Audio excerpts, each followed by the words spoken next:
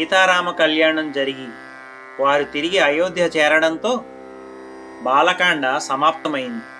ఇక ఇప్పుడు అయోధ్యాకాండ.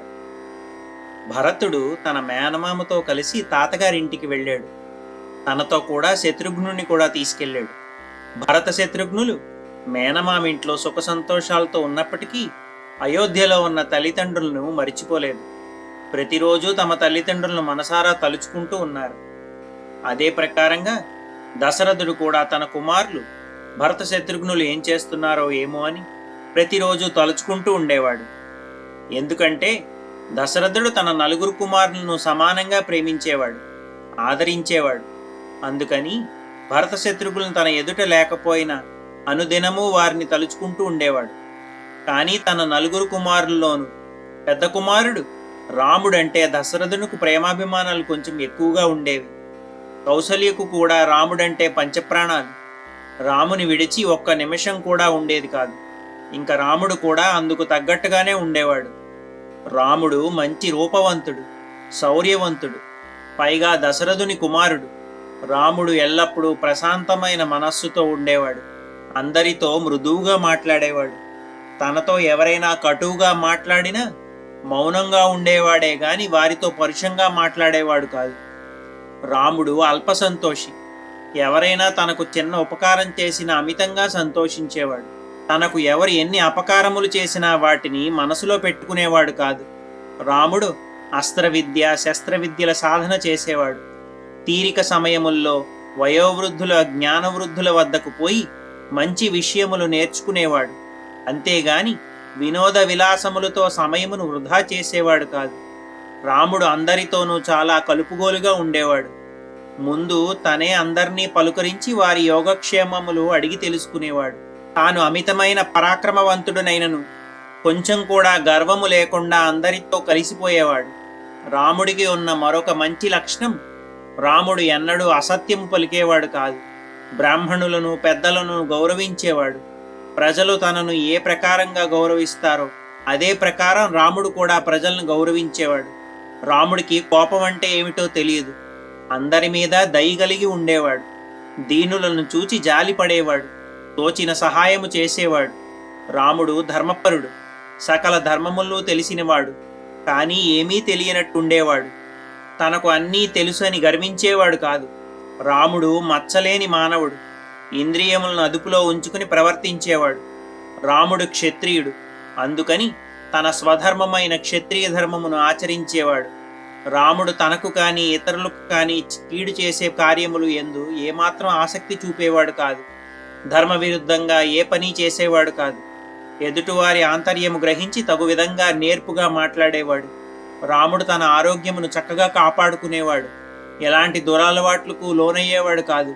ఏ కాలములో ఎలా ఉండాలో, ఏ పని చెయ్యాలో తెలుసుకుని అలా ఉండేవాడు. ఆ పనులే చేసేవాడు. సాటివారులలో సాధువర్తనుడు అని పేరు తెచ్చుకున్నాడు. అంతేకాదు, అయోధ్యాపుర ప్రజల్లో కూడా రాముడు సాధువర్తనుడు అని పేరు తెచ్చుకున్నాడు.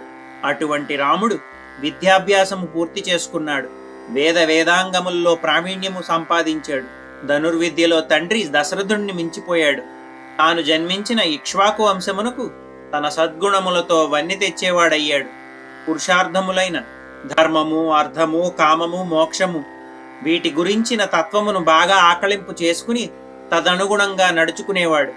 క్షత్రియోచితములైన ఆచార వ్యవహారములను చక్కగా అనుసరించేవాడు. రాముడు తనలోని ఆలోచనలు పైకి కనబడనీయుడు. పైకి నవ్వుతూనే ఉండేవాడు. మనసులోని భావములను ముఖంలో కనబడనిచ్చేవాడు కాదు. అనవసరంగా కోపగించుకోవడం, సంతోషంతో పొంగిపోవడం చేసేవాడు కాదు. ఎల్లప్పుడూ సౌమ్యంగా ఒకే విధంగా ఉండేవాడు. ఏ విషయంలోనూ మొండిగా పట్టుబడడం, మొండిగా వాదించడం చేసేవాడు కాదు. స్థిరమైన బుద్ధి కలవాడు. ఏ పరిస్థితుల్లోనూ కూడా మనస్సును చెలింపనీయుడు రాముడు. రామునికి సోమరతనం అంటే తెలియదు. ఎల్లప్పుడూ అప్రమత్తంగా ఉండేవాడు. ఎదుటివారిలో ఉన్న తప్పులు పట్టే ముందు తనలో ఉన్న తప్పులు తెలుసుకుని వాటిని సరిదిద్దుకునేవాడు. ఎవరైనా తనకు చిన్న మేలు చేసినా దాన్ని గుర్తుపెట్టుకుని తగిన సమయములో ప్రత్యుపకారం చేసేవాడు. రాముడు న్యాయశాస్త్రముల్లో కూడా ప్రావీణ్యము సంపాదించాడు. దుష్ట శిక్షణ, శిష్ట రక్షణలో అత్యంత నేర్పును ప్రదర్శించేవాడు. రాముడు రాజ్యపాలనలో కూడా నిష్ణాతుడు. మంచివారిని చేరదీసి ఆదరించేవాడు. దుర్మార్గులను దగ్గరకు చేరనిచ్చేవాడు కాదు. రాజ్యపాలనకు కావలసిన ధనమును నేర్పుగా ప్రజల నుండి రాబట్టేవాడు. ఆ ధనమును వ్యయం చేయడంలో కూడా సంయమనం పాటించేవాడు. అనవసరమైన ఖర్చులు నివారించేవాడు. రాముడు వేదాంగములనే కాదు, ఇంకా ఇతరత్ర ఉన్న శాస్త్రములను కూడా బాగా అధ్యయనం చేశాడు. అన్నింటిలోనూ ప్రావీణ్యం సంపాదించాడు. తగుమాత్రంగా సుఖములను అనుభవించేవాడు. సుఖములను అనుభవించేటప్పుడు కూడా ఎంతో జాగరూకతతో ఉండేవాడు. రాముడు సంగీత నృత్యముల్లో కూడా ప్రవేశమున్నవాడు. పైన చెప్పిన లక్షణములను బట్టి రాముడు సాత్వికుడు, భోగలాలసుడు అనుకుంటే పొరపాటే. ఆయనకు యుద్ధరీతులన్నీ కూడా బాగా తెలుసు. గుర్రములను ఏనుగులను లొంగదీసుకుని మచ్చిక చేసుకునేవాడు. ధనుర్విద్యలో ప్రావీణ్యం సంపాదించాడు. శత్రువుల ఎడల నిర్దాక్షిణ్యంగా వ్యవహరించేవాడు. యుద్ధములో దేవతలు రాక్షసులు ఎదురైనా జంకేవాడు కాదు. ధైర్యంతో ఎదిరించి గెలిచే సామర్థ్యం ఉన్నవాడు.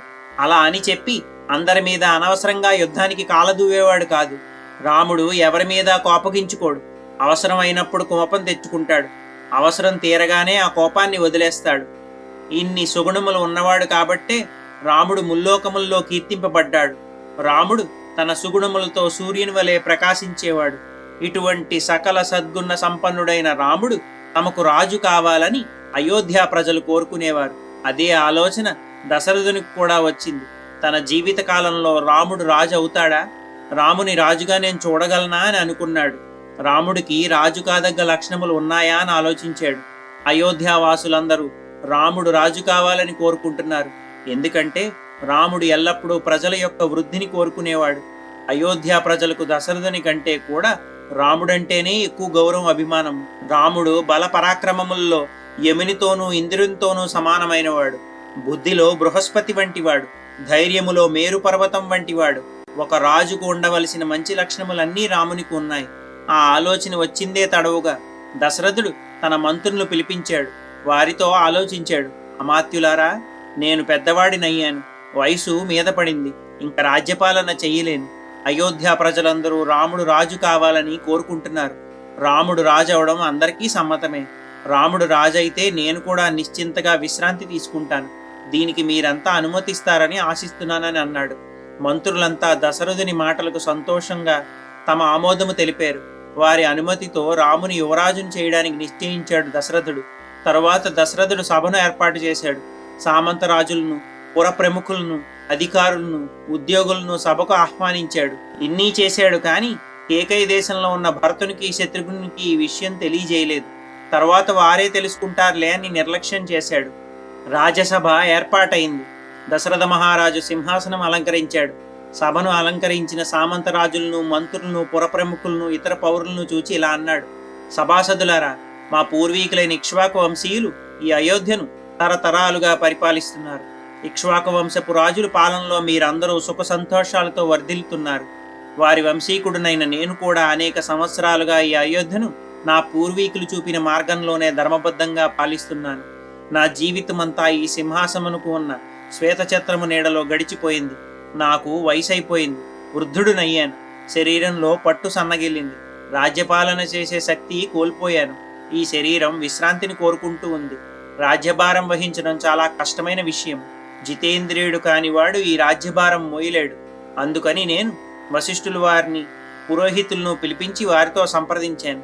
వారు అనుమతితో నా పెద్ద కుమారుడు, దేవేంద్రునితో సమానమైన పరాక్రమవంతుడు, శత్రువులకు భయం కలిగించేవాడు, ధర్మపరుడు ఆయన రాముని అయోధ్యకు యువరాజుగా చేయడానికి నిశ్చయించుకున్నాను. రాముడు యువరాజు అయితే అయోధ్య క్షేమంగా ఉంటుందని, సకల సంపదలతో శోభిల్లుతుందని అనుకుంటున్నాను. అందుకని నేను ఈ రాజ్యమును రామునికి అప్పగించి విశ్రాంతి తీసుకోదలిచాను. ఇది నా నిర్ణయం. ఎంతో ఆలోచించి ఈ నిర్ణయం తీసుకున్నాను. నా నిర్ణయము అయోధ్య ప్రజలకు సకల ప్రయోజనములు కలిగిస్తుందని అనుకుంటున్నాను. నా నిర్ణయానికన్నా మెరుగైన నిర్ణయం మరొకటి ఉందని మీకు తోస్తే నిర్భయంగా నాకు సభాముఖంగా తెలియజేయండి. సంకోచించవద్దు. ఎందుకంటే పాలకులు ప్రజాభిప్రాయం గౌరవించాలి. అది పాలకుల విధి. నేను రాముని ఎడల పక్షపాతంతో ఈ నిర్ణయం తీసుకుని ఉండవచ్చు. కానీ మీరు నిష్పక్షపాతంగా నిర్ణయం తీసుకోగల సమర్థులు. మీ నిర్ణయం ఎలాంటిదైనా నాకు శిరోధార్యమని అన్నాడు దశరథుడు. దశరథుని మాటలు విన్న పౌరులందరూ ఒక్కసారి హర్షధ్వానాలు చేశారు. రాముడే మా ప్రభు అని ప్రకటించారు. కానీ సభలో ఉన్న బ్రాహ్మణులు, పురప్రముఖులు, పురోహితులు అందరూ ఒకరితో ఒకరు సంప్రదించుకున్నారు, ఆలోచించుకున్నారు. అందరూ ఏకాభిప్రాయానికి వచ్చారు. తర్వాత దశరథునితో ఇలా అన్నారు: ఓ దశరథ మహారాజా, మీ నిర్ణయాన్ని మేమందరము సమర్థిస్తున్నాము. మీరు వృద్ధులయ్యారు, అందుకని తమరి పెద్ద కుమారుడైన రాముని యువరాజుగా పట్టాభిషిక్తుణ్ణి చేస్తున్నారు. అది మాకందరకు సమ్మతమే. ఎందుకంటే రాముడు ఆజానుబాహుడు, మహావీరుడు. రాముడు అయోధ్య యువరాజుగా పట్టాభిషిక్తుడై భద్రగజం మీద ఊరేగుతుంటే చూడాలని అయోధ్య పౌరులు ఉత్సాహపడుతున్నారని అన్నారు.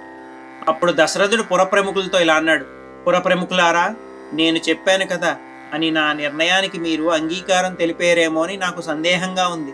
నేనేమన్నా అనుకుంటానేమోనని మీరు నా నిర్ణయం ఆమోదించినట్టుంది. మీకు ఆ సందేహం అక్కర్లేదు. మీ నిర్ణయాన్ని నిర్భయంగా చెప్పవచ్చు. ప్రస్తుతము నేను ధర్మబద్ధంగా రాజ్యపాలన చేస్తున్నాను కదా. మీరు రాముడు యువరాజు కావాలని ఎందుకు కోరుకుంటున్నారు? రాముణ్ణి యువరాజుగా ఎందుకు చెయ్యాలో కారణాలు వివరించండి అని అడిగాడు. అప్పుడు పురప్రముఖులు ఇలా చెప్పసాగారు: ఓ దశరథ మహారాజా, నీ కుమారుడైన రాముడు సకల సద్గుణ సంపన్నుడు, ధర్మపరుడు, పరాక్రమవంతుడు, దేవేంద్రునితో సమానమైనవాడు. ఇప్పటి వరకు ఇక్ష్వాకు వంశంలో జన్మించిన రాజులందరిలోకి శ్రేష్ఠుడు. సత్యము పలకడంలోనూ ధర్మమాచరించడంలోనూ రామునికి ఆసక్తి మెండు. చంద్రుని చూస్తే ఎంత ఆనందం కలుగుతుందో రాముణ్ణి చూచినా అంతే ఆనందం కలుగుతుంది. రాముడు బుద్ధిలో బృహస్పతితో సమానుడు. రాముడు క్షమాగుణంలో భూదేవితో సమానుడు. రామునికి తెలియని ధర్మము లేదు. రామునికి ఎవరి మీద అసూయ ద్వేషము లేవు. ఓర్పు మెండు, మృదువుగా మాట్లాడేవాడు. బాధల్లో ఉన్నవారిని చూస్తే ఆ బాధలు తనవిగా బాధపడతాడు రాముడు. రాముడు ఇంద్రియ నిగ్రహం కలవాడు. ఓ దశరథ మహారాజా, రాముడు ఎల్లప్పుడూ స్థిర చిత్తముతో ఆలోచిస్తాడు. రామునికి బ్రాహ్మణులంటే భక్తి, గౌరవము. రాముడు వివిధ శాస్త్రములను అధ్యయనం చేశాడు. దేవతలకు, రాక్షసులకు, మానవులకు తెలిసిన అన్ని అస్త్రశస్త్రములు, ప్రయోగ ఉపసంహారములతో సహా రామునికి తెలుసు. రాముడు వేదాంగములను శ్రద్ధతో అధ్యయనం చేశాడు. అంతేకాదు, రామునికి సంగీత, నృత్య కళల్లో కూడా ప్రవేశం ఉంది. అనేకమైన ధర్మ సూక్ష్మములను రాముడు గురువుల వద్ద శ్రద్ధతో అభ్యసించాడు. రాముడు లక్ష్మణునితో సహా జయత్రయాత్ర వెళితే విజయుడై గాని తిరుగురాడు. జయత్రయాత్ర నుండి తిరిగి వచ్చిన తరువాత రాముడు తల్లిదండ్రులకు నమస్కరించి అంతఃపురంలోని వారిని, బంధువులను, స్నేహితులను, పౌరులను పేరు పేరున వారి యోగక్షేమాలు అడిగి తెలుసుకుంటాడు. ఓ దశరథ మహారాజా, ఎవరికైనా బాధ కలిగితే రాముడు తనకు కలిగినట్టుగా బాధపడతాడు. ఎవరికైనా సంతోషం కలిగితే తాను కూడా వారితో పాటు ఆనందిస్తాడు. ధర్మరక్షణలో రాముని మించిన వారు లేరు. రాముడు అనవసరంగా కోపం తెచ్చుకోడు. అలాగే అనవసరంగా ఇతరుల మీద అభిమానం కురిపించడు. రాముడు అమాయకులను శిక్షించడు. నేరము చేసిన వారిని శిక్షించకుండా వదిలిపెట్టడు. ప్రజాపాలనలో తత్వమును బాగా తెలిసినవాడు రాముడు. మూర్తిభవించిన శాంత స్వరూపుడు రాముడు. అటువంటి రాముడు ఒక్క అయోధ్యనే కాదు, ముల్లోకములను పాలించగల సమర్థుడు. అటువంటి రాముడు తమకు ప్రభువు కావాలని అయోధ్య ప్రజలు మనసారా కోరుకుంటున్నారు. అటువంటి రాముడు తమరికి పుత్రుడిగా జన్మించడం మీ పూర్వజన్మ సుకృతం. అటువంటి రామునికి సదా ఆయురారోగ్య ఐశ్వర్యములు కలగాలని అయోధ్యావాసులు, స్త్రీలు, వృద్ధులు నిరంతరము సర్వదేవతలకు మొక్కుకుంటూ ఉంటారు. కాబట్టి రాముని యువరాజుగా పట్టాభిషిక్తుణ్ణి చేయండి, మేము చూచి ఆనందిస్తామని పలికారు అయోధ్య పుర ప్రముఖులు.